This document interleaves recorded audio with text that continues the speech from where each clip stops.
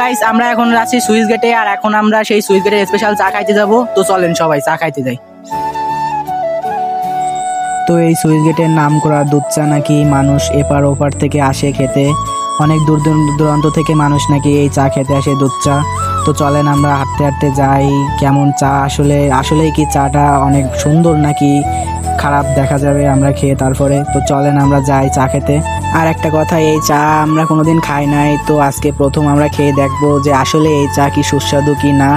একটা চা দাম 20 টাকা করে নেয় নাকি। তো চলেন আমরা গিয়ে খেয়ে দেখি আগে কেমন লাগে। এই চা খেতে মানুষ অনেক ভিড় করে শুনলাম, কিন্তু এখানে এসে তো কোনো ভিড় দেখতে পাচ্ছি না।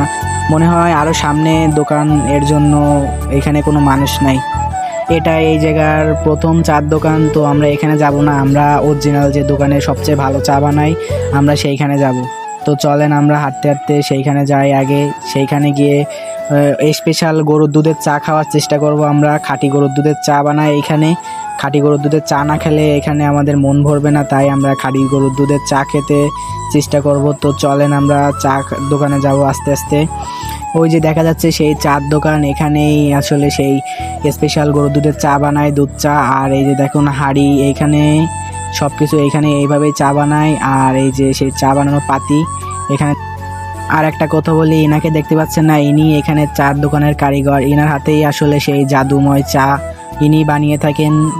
ইনার হাতে চা খেয়ে মানুষ দূর দূরান্ত থেকে ছুটে আসে। দেখুন অনেক মানুষজন এখানে রয়েছে। বিকাল হলে আরও মানুষ হয়। আমি আর আমার ভাই চলে আসলাম। তো আমরা দুই ভাই চা খাওয়ার জন্য এইখানে বসে আছি, চার জন্য অপেক্ষা করতেছি।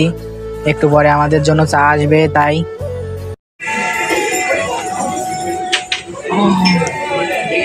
সেই স্বাদ।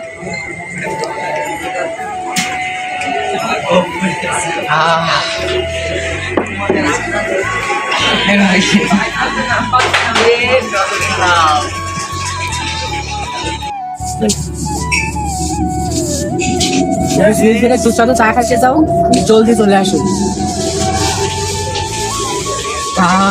সেই স্বাদ। তো আমরা চা খাওয়ার পরে এই জায়গায় ঘুরতে আসলাম। এখানে ঘুরতে না আসলে আপনি বুঝতেই পারবেন না এই জায়গাটা আসলে কত সুন্দর। মনোরম পরিবেশ, নিস্তব্ধ একটা জায়গা। এখানে পরিবার নিয়েও আসা যায়, সবাই পরিবার নিয়েও আসে। তো আপনারাও চলে আসবেন এইখানে। বন্ধুরা, আজকে এই পর্যন্ত ছিল। সবাই যা দেখলেন, চা খেলাম, অনেক সুস্বাদু চা। আর আমরা আরেকদিন আসার চেষ্টা করব। তো আজকে এই পর্যন্ত, সবাই ভালো থাকবেন।